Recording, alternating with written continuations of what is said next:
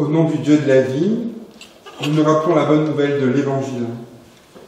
Qui que vous soyez, d'où que vous veniez, quelle que soit votre histoire de vie, quelles que soient vos forces, vos blessures, vos faiblesses, quelles que soient vos convictions, quelle que soit votre sensibilité religieuse, votre humeur et votre état d'esprit ce soir, tel que vous êtes, comme vous êtes. La grâce et la paix vous sont données gratuitement de la part de Dieu notre Père, de Jésus-Christ notre Sauveur et notre Frère, et du Saint-Esprit, le souffle de vie. Amen. Je vous invite à chanter le nom du Seigneur, celui qui nous appelle à vivre, au numéro 35-20, la première strophe. Et nous pouvons chanter debout, si c'est possible pour vous.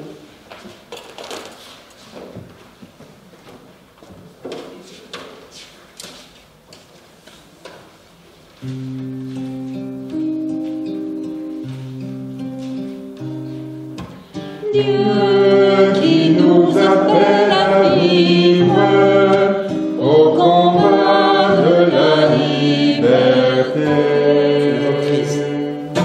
Dieu qui nous appelle à vivre au combat de la liberté. Pour briser nos chaînes, faisons-nous ce que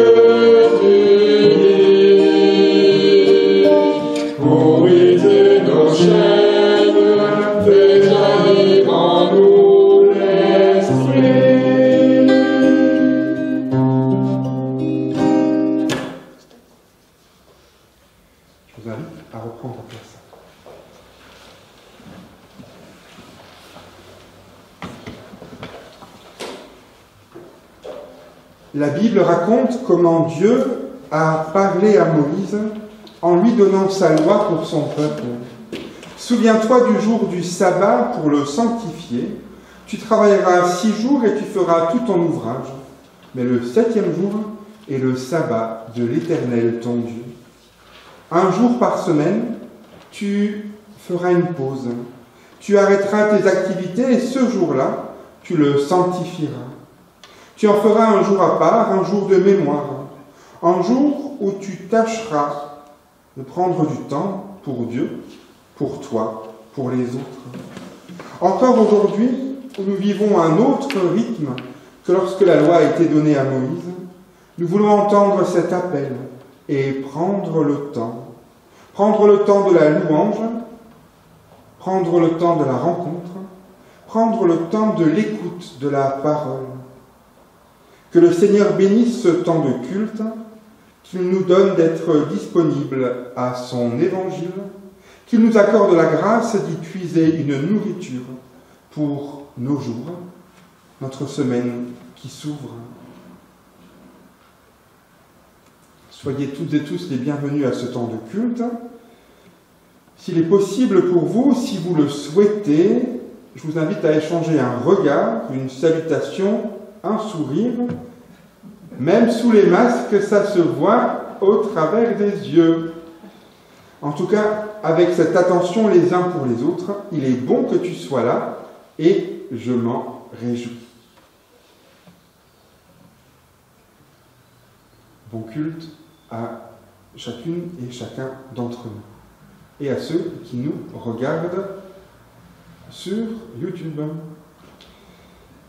Chaque fois que je reçois une bonne nouvelle, une vraie bonne nouvelle, la naissance d'un enfant, la guérison d'un ami, une réussite, la solution d'un problème, je sens mon cœur s'élargir et s'emplir d'une sorte de félicité qui me fait croire au bonheur et aimer la vie. Parmi les bonnes nouvelles qui nous parviennent, se trouve aussi celle qui nous a été donnée. La grâce est donnée. Dieu pose sur toi son regard bienveillant.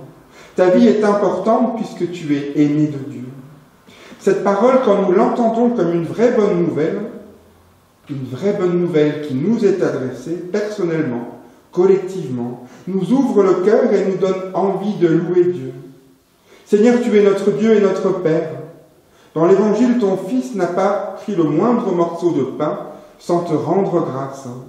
Il a enseigné qu'une petite fleur des champs pouvait parler de la confiance.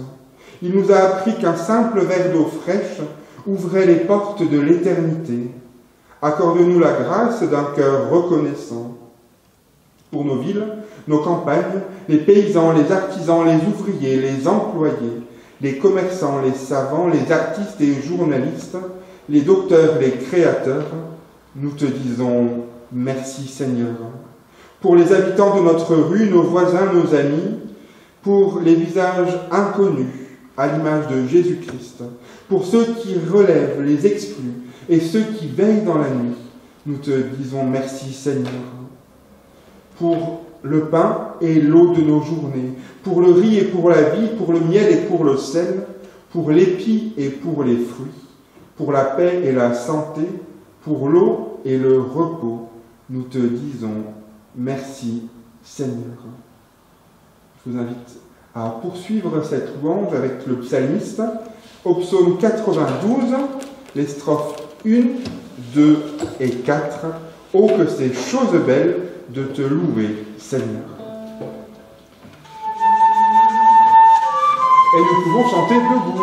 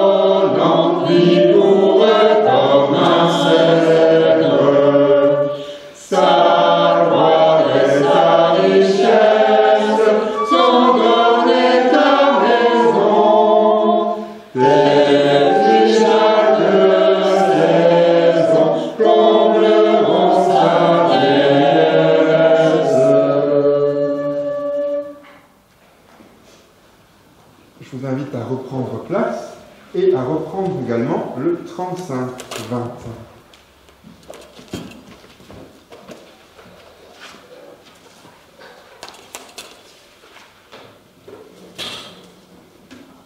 Un jeune homme s'est fait renverser par une voiture. Il est blessé, mais pas trop gravement. Une ambulance arrive, il est couché sur une civière et emmené à l'hôpital. Arrivé, le jeune homme demande à voir l'aumônier. L'infirmière le rassure et lui répond « C'est pas la peine de se faire du souci, vous n'allez pas mourir. » Le jeune homme répond « Je ne veux pas voir un aumônier parce que j'ai peur de mourir, mais parce que je veux rendre grâce à Dieu d'être encore en vie après mon accident. » Entre l'infirmière et le jeune homme, deux conceptions de la vie, deux conceptions de la foi, de la religion. Pour la première est une façon de se rassurer face à l'angoisse de la mort, alors que pour le second, elle conduit à la gratitude pour la vie, quoi qu'il arrive, un vrai choix de vie. Écoutons le chemin que Dieu nous donne pour une vie libre, heureuse et épanouie à l'écoute de sa loi, dans le livre du Deutéronome au chapitre 11, les versets 11 à 14. L'Éternel parle. Le pays que je vous donne est un pays de montagnes et de vallées, qui s'abreuve de la pluie du ciel. Un pays dont le Seigneur, ton Dieu, prend soin. Sans cesse, les yeux du Seigneur, ton Dieu, sont sur lui, du début à la fin de l'année. Et si vous écoutez vraiment mes commandements, ceux que je vous donne aujourd'hui, en aimant le Seigneur, ton Dieu, et en le servant de tout votre cœur, de tout votre être, je vous donnerai en son temps la pluie qu'il faut à votre terre, celle de l'automne et celle du printemps. Tu récolteras ton blé, ton vin nouveau et ton huile. Je donnerai de l'herbe à tes prés, et tu mangeras à satiété. Merci Seigneur pour cette parole qui nous mène vers la vie. Amen. Dieu qui nous appelle à vivre, nous chantons la deuxième strophe. Nous restons assis. Dieu qui nous apprend à vivre au chemin de la vérité. Dieu qui nous apprend à vivre au chemin de la vérité. Pour lever le jour, fais-en-nous ce que tu dis. Pour lever le jour, fais jaillir en nous l'esprit.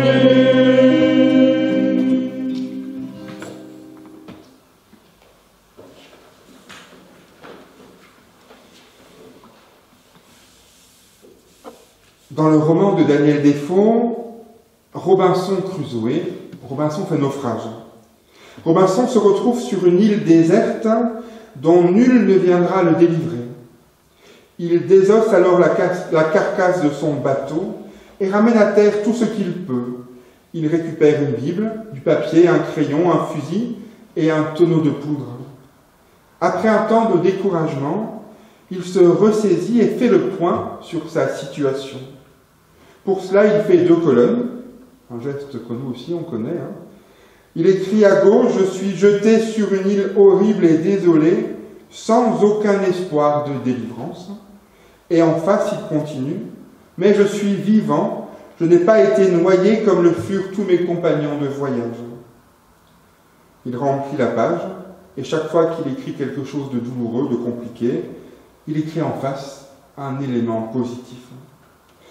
Cette attitude lui permettra de faire une démarche spirituelle qui lui fera retrouver la foi de son enfance, la foi qui a grandi avec lui. Et c'est l'action de grâce face à l'épreuve qui a réveillé sa foi et qui l'a sauvé du désespoir, seul sur son île déserte. Prions ensemble. Me voici devant toi, Seigneur, tel que je suis, avec ma vie partagée entre lumière et ténèbres. Aujourd'hui, je veux te remettre tout ce qui n'est pas vécu dans ta clarté, ces coins sombres de notre vie qui n'ont pas été visités par ta lumière, ces écrans que nous mettons entre notre passé et ton pardon, entre notre présent et ton appel, entre notre avenir et ton espérance. Seigneur, je me confie en toi. Tu es une lampe sur mon chemin de vie. Viens éclairer mes nuits de ta lumière. Amen. Dieu qui nous invite à suivre le soleil du ressuscité. Dieu qui nous invite à suivre le soleil du ressuscité. Dieu qui nous invite à suivre le soleil du ressuscité. Pour passer la mort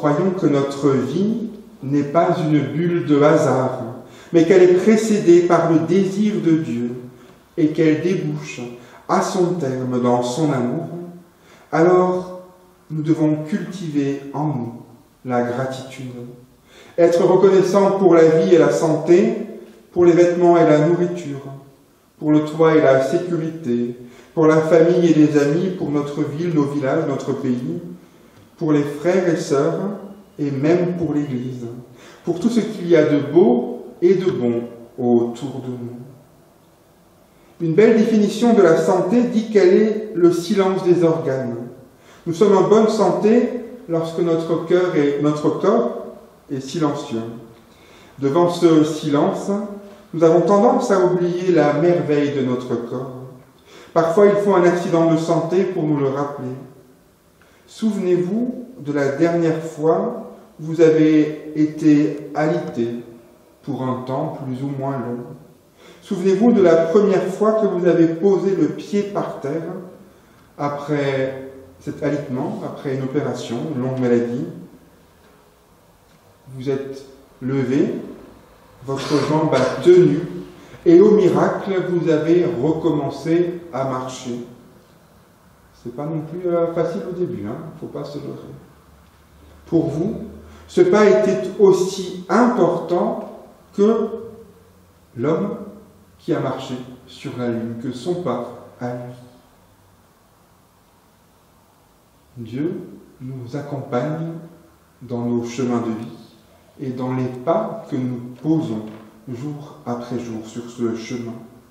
Chantons notre reconnaissance à Dieu qui nous relève, qui nous rend notre dignité et nous fait tenir debout devant lui et devant les autres. C'est pour ça que je vous invite à vous lever, si vous le pouvez, avec cette dernière strophe du 35-20, Dieu qui a ouvert le livre où s'écrit notre dignité.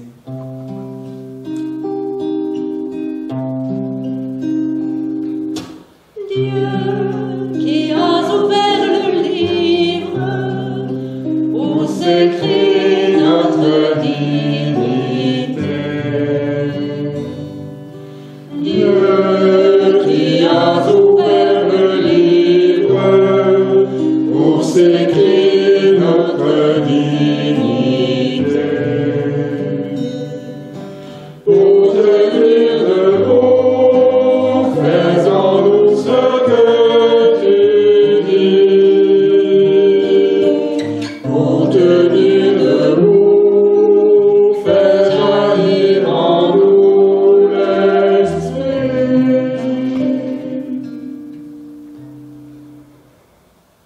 Et avant de vous rasseoir, avant de nous mettre à l'écoute des Écritures, je vous invite à poursuivre cet hymne de reconnaissance à Dieu avec le cantique numéro 51-11, chante peuple joyeux, toi qui aimes ton Dieu.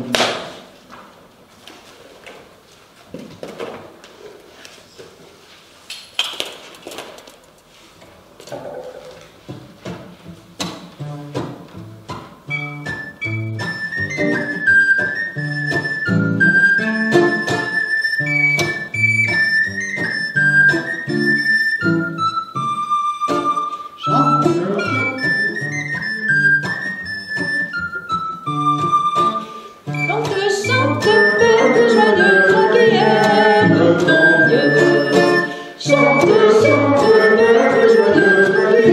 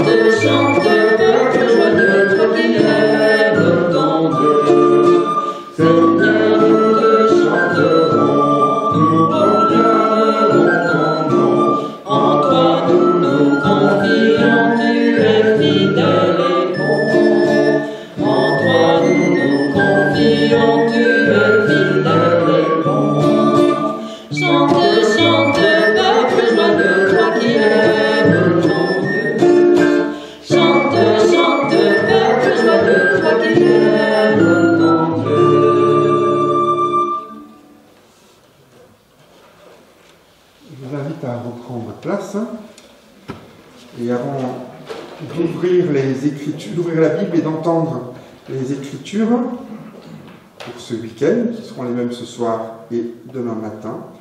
Prions ensemble. Seigneur, au moment où nous nous apprêtons à nous mettre à l'écoute de ta parole, que ta parole parle à nos cœurs et nous dise ta tendresse et ta joie pour nous, comme pour ce monde. Qu'aujourd'hui encore, ta parole devienne pour nous une parole de vie, une parole vivante et vivifiante. Amen. Acte 6, versets 1 à 7. Acte 6, versets 1 à 7. À cette époque-là, comme le nombre des disciples ne cessait d'augmenter, des tensions surgirent entre les disciples juifs de culture grecque et ceux qui étaient nés en Palestine. Les premiers se plaignaient de ce que leurs veuves étaient défavorisées lors des distributions quotidiennes. Alors les 12 apôtres réunirent l'ensemble des disciples et leur dirent : « Il ne serait pas légitime que nous arrêtions de proclamer la parole de Dieu pour nous occuper des distributions. C'est pourquoi, frères, choisissez parmi vous 7 hommes réputés dignes de confiance, remplis du Saint-Esprit et de sagesse. Nous les chargerons de son travail. Cela nous permettra de nous consacrer à la prière et au service de l'enseignement. » Cette proposition convint à tous les disciples.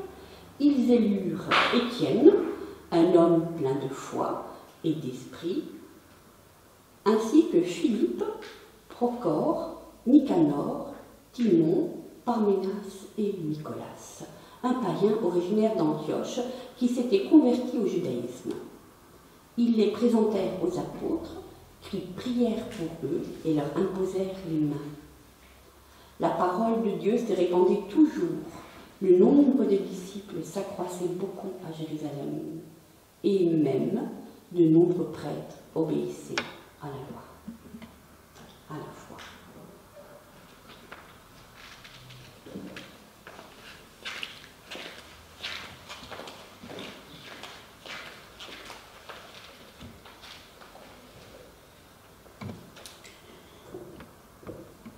Seigneur, ta parole est une lampe à mes pieds, une lumière sur mon chemin de vie.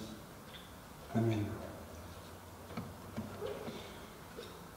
Si vous êtes comme mes enfants, ou comme nous, on va dire ça comme ça, vous avez regardé tous les samedis soirs de l'été ou presque, une émission qui s'appelle Fort Boyard. Et si vous êtes coutumier de cette émission, vous savez qu'un des moments cruciaux de l'émission, la deuxième partie, c'est le jugement.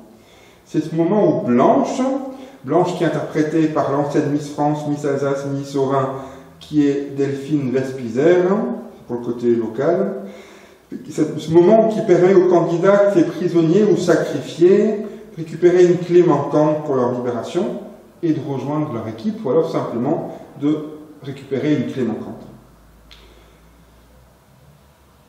Un moment où il y a des défis à relever, des défis de chance, d'agilité, d'adresse, enfin bref, c'est un moment de jugement. Et avant d'entrer dans cet espace, il faut passer un portail, une porte, où sur le linteau de cette porte est écrit cette maxime latine connue, dura lex, sed lex. Avant d'être le nom d'une marque, Duralex, c'est d'évoquer les sonorités d'une autre marque, toutes deux marques faisant de la durabilité et de la résistance leur marque de fabrique.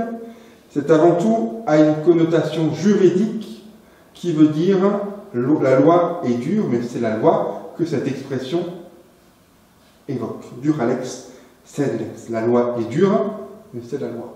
C'est comme ça. La parabole du bon samaritain, dans l'évangile de ce week-end, l'évangile d'aujourd'hui et de demain, est un des textes bibliques ultra connus.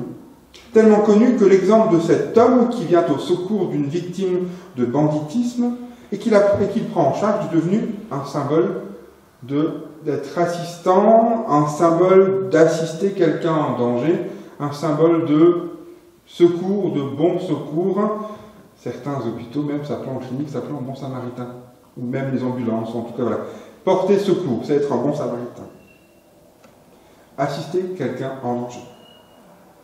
Au départ, c'est un commandement de la Bible. Aime ton prochain comme toi-même, que Jésus illustre par cette histoire.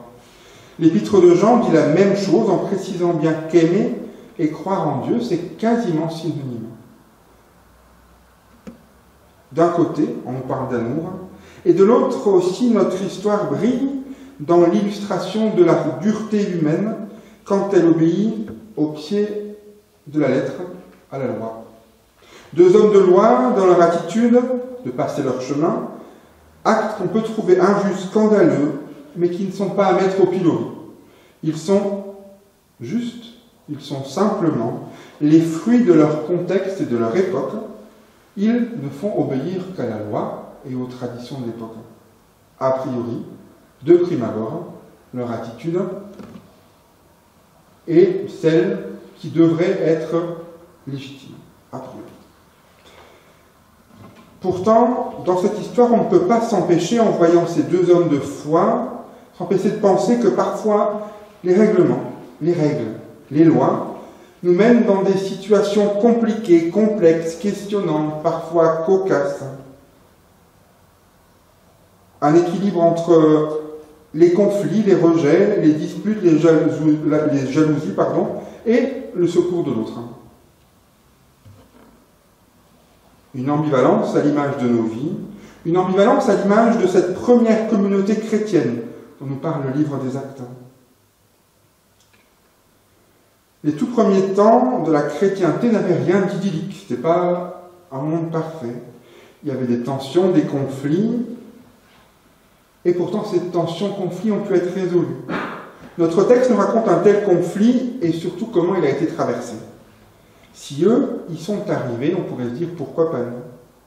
L'auteur du livre des Actes n'enjolive pas les récits qu'il a collectés pour écrire ses livres. Il ne donne pas non plus une statue de héros de la foi, infaillible, aux acteurs de cette première église dont il est le témoin. Ces récits montrent des hommes, des femmes, qui trouvent des chemins pour vivre l'évangile dans leur contexte et le pratiquer dans leur vie quotidienne. Portés par la joie d'être aimés, portés par leur foi, ils y parviennent tant bien que mal.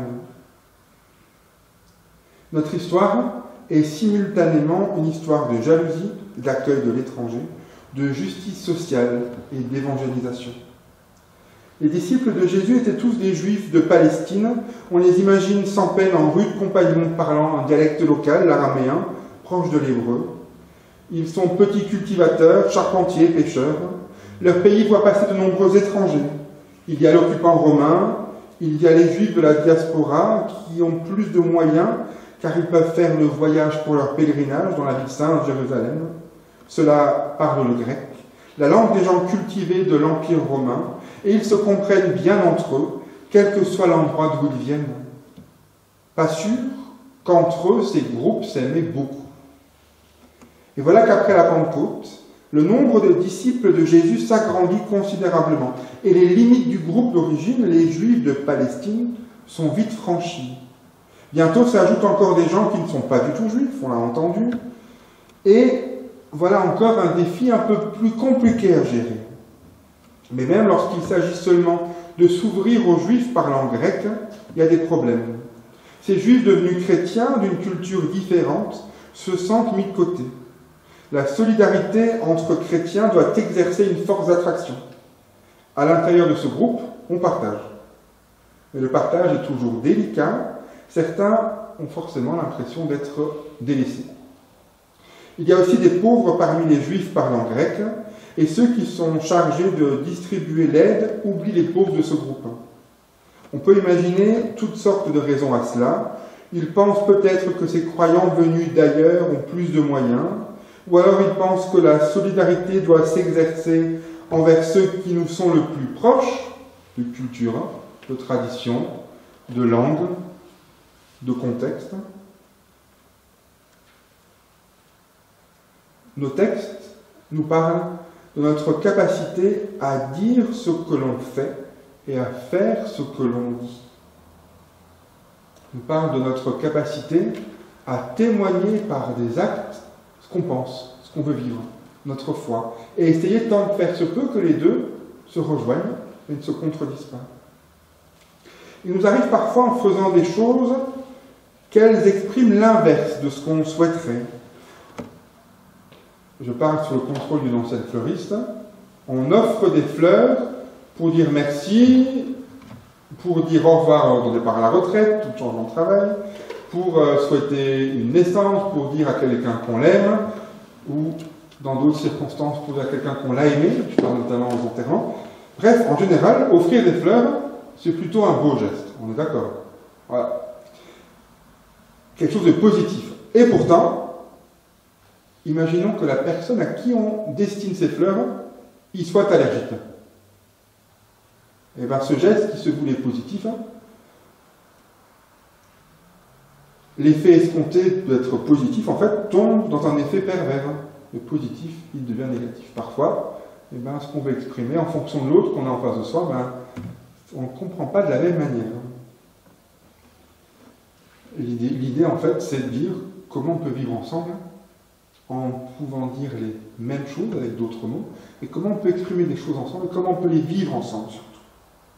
Ce qui préoccupe la communauté des premiers chrétiens, c'est moins un problème de conception de la foi qu'un problème social. Les 12 ne se contentaient pas de proclamer l'Évangile, mais ils prenaient aussi soin des pauvres de la communauté. Et ce sont justement les plus pauvres de la communauté, les veuves, qui sont oubliées lors de ce partage. En d'autres mots, on nous parle de personnes qui ne sont pas prises en compte, de personnes qui peuvent être oubliées. Une situation qui peut être dure, douloureuse, pour celles et ceux qui sont concernés. Quelqu'un qui fait la manche dans la zone piétonne, est-ce que je ne veux pas le voir? Est-ce que je le remarque, mais de manière très fugitive? Est-ce que j'ai honte de cet homme, de cette femme, parce que je ne veux pas le connaître, le reconnaître?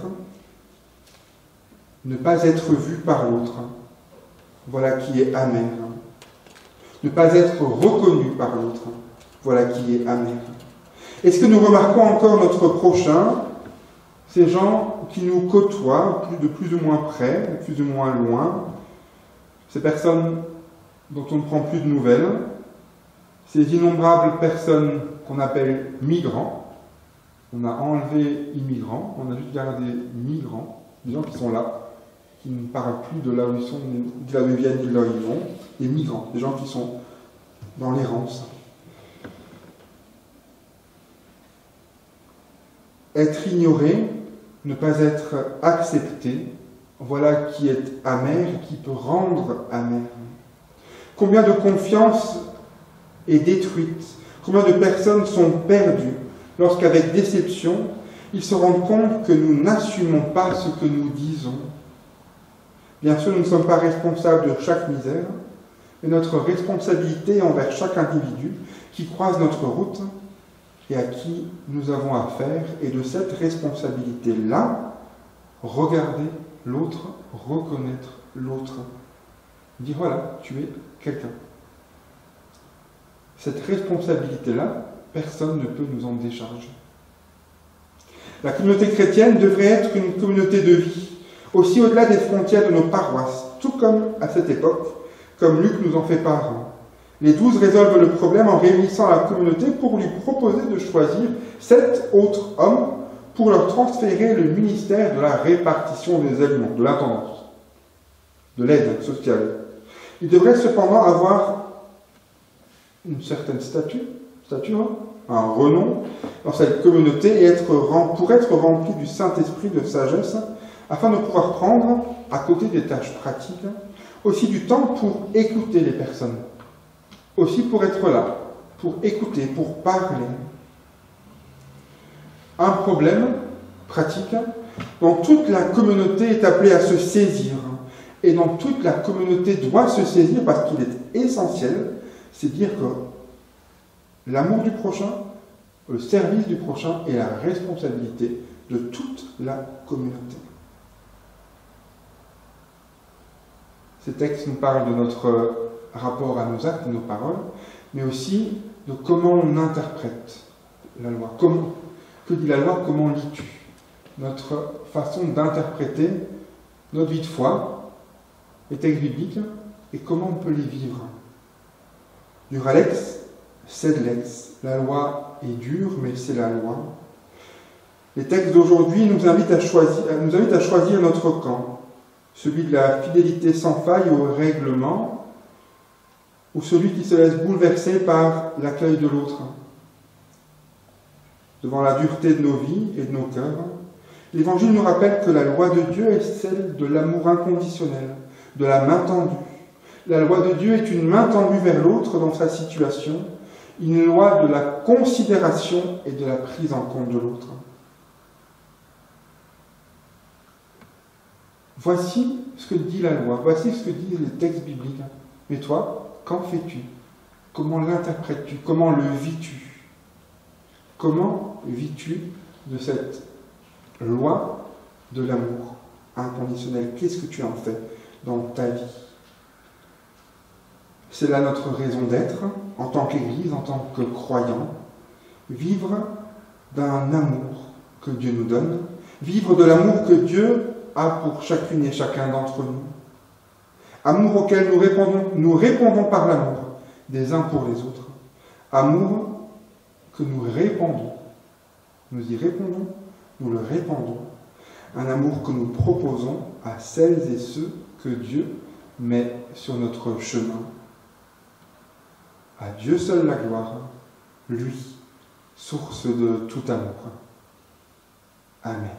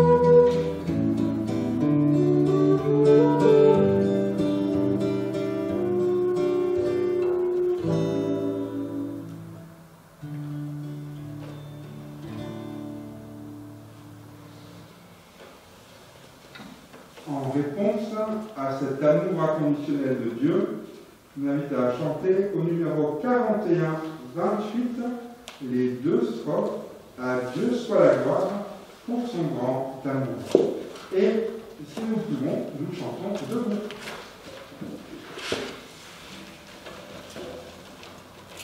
« 41-28 les deux strophes.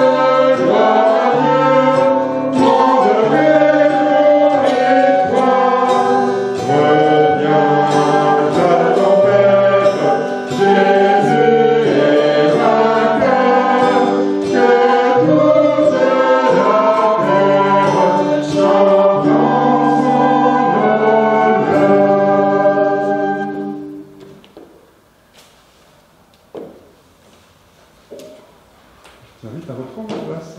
Merci beaucoup.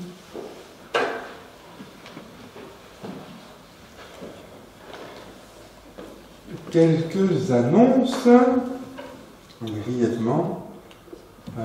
Le culte de ce soir est enregistré, comme depuis maintenant quelques temps, et il sera disponible demain matin dès 10h à peu près. Voilà, sur la chaîne YouTube de la Dynamique Mulhousienne, mais également sur le site protestant.mulhouse. Demain, culte à 10h au temple d'Illezac avec baptême. C'est le dernier week-end de nos cultes communs sous cette forme, samedi soir et dimanche matin, unique pour l'ensemble de la Dynamique mulhousienne.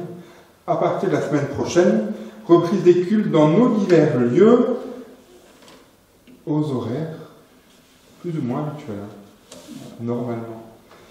Le ralliement devrait arriver dans pas trop longtemps, mais grosso modo, dimanche prochain, vous avez culte chez vous à 10h. À peu près. Si jamais autour de vous, vous avez des enfants qui sont nés en 2009 de mémoire, je vous invite à prendre contact ou à faire prendre contact par vos enfants ou petits-enfants. Jean-Mathieu qui, le pasteur Taninger, qui sera en charge justement de ce catéchisme pour ces jeunes qui sont nés en 2009 et qui entament les 3 ans de caté. Et il y a une réunion. Ça me concerne, donc c'est bien de savoir. Voilà, je peux dire Francis que tu as rendez-vous, c'est jeudi soir à 18h30 à Saint-Marc. Ce jeudi Ce jeudi. 18h30 Saint-Marc. Voilà. Merci, le papa que je suis te remercie. Et en même temps, il prend une claque, c'est ça notre débat. Voilà. Là, on a parlé de la jeunesse, on parle aussi de l'enfance avec reprise dès samedi prochain à Ilzac, à la salle Killman de Godly Play, que nos paroisses proposent aux enfants jusqu'à 10-11 ans. Samedi prochain, de mémoire, c'est, je ne veux pas dire bêtise, mais en tout cas, c'est samedi prochain, de manière sûre. Hein. Voilà, plus d'infos sur le site internet des paroisses de Mulhouse. Ce soir, merci à Wilfried, à Hélène et à Michel pour l'accompagnement musical. Merci à vous. Et merci à Anne pour les lectures. L'offrande sera à la sortie du culte pour des questions sanitaires. Notre offrande reste malgré tout source et semence de vie et réponse à l'amour de Dieu pour sa mission dans le monde. Est-ce qu'il y a d'autres annonces à partager? Non? C'est maintenant le moment de la prière d'intercession où nous prions les uns pour les autres et les uns avec les autres. L'apôtre Paul nous dit dans l'Écriture, « Soyez toujours joyeux. La grâce du Seigneur Jésus soit avec vous. Soyez en paix les uns avec les autres. » Prions ensemble. Seigneur, aujourd'hui, des frères et sœurs en humanité ne sont pas joyeux, car ils connaissent la solitude, la peur, la faim, la souffrance et la maladie. Aujourd'hui, les frères et sœurs en humanité ne sont pas en paix, car ils vivent la haine, la violence, l'oppression, la rancune.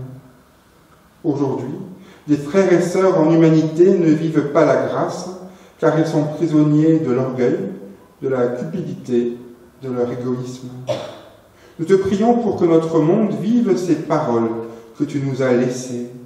Nous te remettons tous ceux et celles que tu confies à notre prière, et particulièrement ceux et celles qui ne trouvent pas la joie, ceux et celles qui ne sont pas en paix, ceux et celles qui ne vivent pas la grâce, parce que parfois l'épreuve est trop lourde, la ténèbre trop épaisse, l'espérance trop lointaine. Nous te remettons les chefs des peuples pour qu'ils aient à cœur de promouvoir la justice et la paix. Nous te remettons les chercheurs et les médecins pour que tu les soutiennes et les inspires, qu'ils trouvent, guérissent et relèvent. Nous te remettons les familles et les communautés pour qu'elles soient des lieux de partage, d'amour, de réconciliation. Nous te remettons nos églises pour qu'elles proclament et vivent ta justice et ta libération. Seigneur, nous voici devant toi les mains ouvertes comme des mendiants de ta grâce, des mendiants de ton amour, pour que tu nous donnes justement ta joie, ta grâce, ta paix, que tu nous inspires les moyens de partager cette joie, cette grâce et cette paix. Montre-nous le chemin, ouvre nos yeux, éveille notre imagination, toi que nous pouvons prier comme un Père. Notre Père qui es aux cieux, que ton nom soit sanctifié, que ton règne vienne, que ta volonté soit faite sur la terre comme au ciel. Donne-nous aujourd'hui notre pain de ce jour. Pardonne-nous nos offenses, comme nous pardonnons aussi à ceux qui nous ont offensés. Et ne nous laisse pas entrer en tentation, mais délivre-nous du mal. Car c'est à toi qu'appartiennent le règne, la puissance et la gloire, au siècle des siècles. Amen. Avant de reprendre nos routes, demandons à Dieu d'être présent et confions-lui nos routes, justement, avec le 4705. C'est ça, une pas de bêtise. 4705. Et ils vont chanter debout.